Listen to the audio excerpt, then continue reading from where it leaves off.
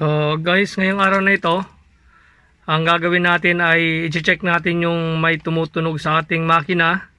So hanapin natin siya kung saan. Una natin gagawin, start natin, tapos paparinig ko sa inyo kung ano yung tumutunog. So start natin yung ating sakyan.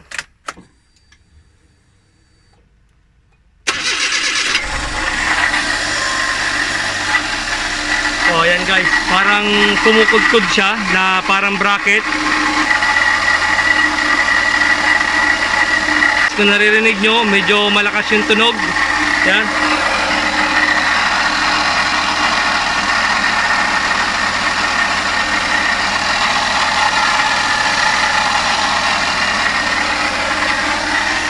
So ayan guys, yan yung hanapin natin kung saan yung tumutunog.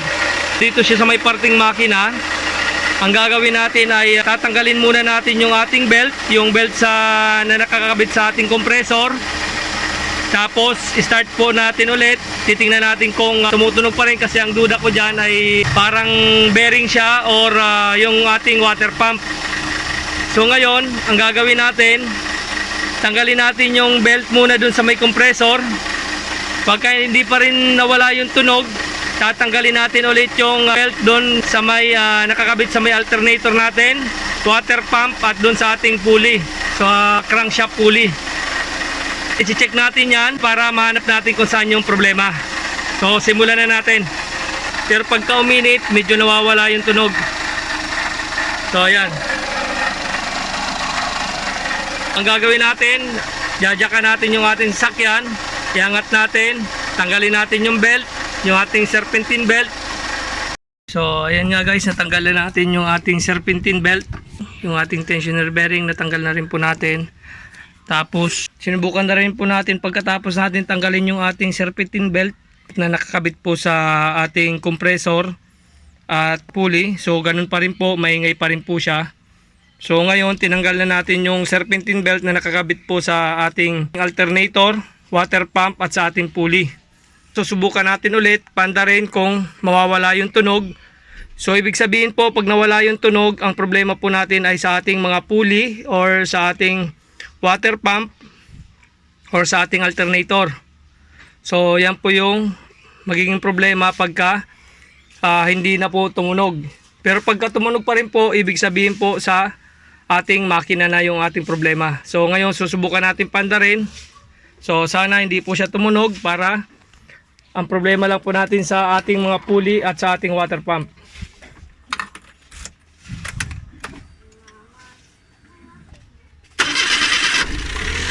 So ayan po, napakaklaro po, wala na po siyang tunog. So ayan, kung naririnig nyo po, hindi na po siya tumutunog na yung kagaya po kanina. So ang ibig sabihin po niyan, ang problema po natin either sa ating water pump or sa ating mga pulley. So yan po ang problema natin. So ngayon titingnan natin, aalugin natin lahat ng mga pulley, lahat ng mga bearing, kung alin po yung may problema. Patayin na po natin yung ating makina. Susot po tayo ulit dun sa ilalim at titingnan natin kung alin po yung tumutunog na pulley or bearing. Ito po, sinubukan natin yung ating tensioner bearing na ikutin. Wala naman po siyang problema. So ayos naman po, walang alog. Inalog-alog po natin yan, wala naman po siyang alog. Yan. So ayos naman po siya, smooth naman. Ngayon, titingnan natin doon sa ilalim kung aling pulley or bearing yung may problema natin. Titingnan natin tong compressor. Yan, kung may alog siya. So yan, wala naman po siyang alog. Kasi kanina tinanggal naman natin yung belt, so ganun pa rin, may tunog pa rin. Dito naman sa ating alternator, tingnan natin. Yan, sumaayos naman po siya. Wala naman po ng kalansing or tunog. Yung ating pulley, wala naman po siyang alog. Yan. Tingnan natin tong last, yung ating water pump. So siguro ko ito ang may problema natin na water pump. Check natin. May alog na siya, yan. So kung naririnig nyo po, tumutunog na po yung maalog na. So ibig sabihin, ang problema natin ay yung bearing ng ating water pump or yung water pump mismo. So tatanggalin natin ito.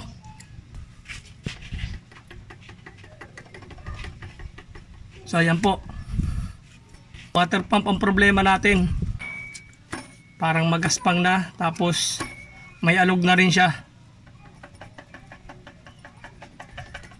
So ayan nga, tatanggalin natin ito. Ang una natin gagawin, i-drain natin yung ating coolant bago natin tanggalin ito, at huwag rin tayo magtatanggal ng ating water pump kung mainit yung ating makina.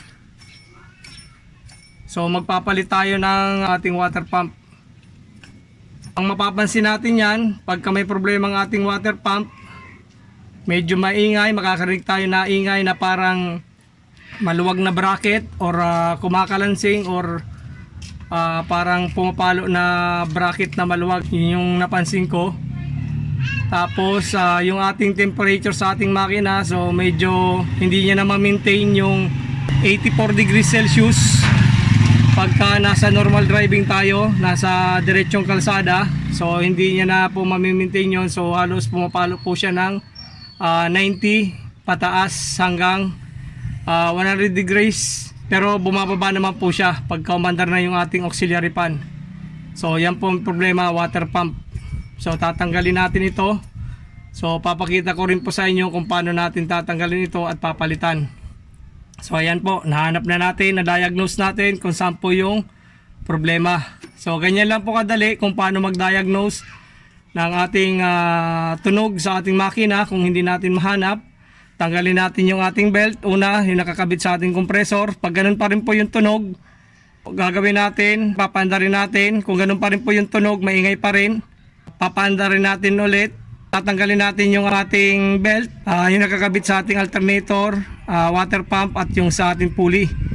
Tapos pag nawala po yung tunog, so ibig sabihin dito po yung may problema, dito sa tatlong ito, water pump, pulley, or doon sa ating alternator pulley. So ngayon, ito yung na-diagnose natin na problema. So ganyan lang po kadali kung paano mag-diagnose ng problema kung nakakarinig tayo ng ingay sa ating makina.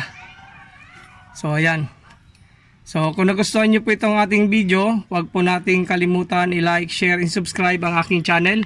At pakiclick po ng ating notification bell para updated po sila sa mga video ko pa pong i-upload. So abangan nyo po kung paano ko po siya papalitan, yung ating water pump. Maraming salamat po at ingat po tayo. God bless po.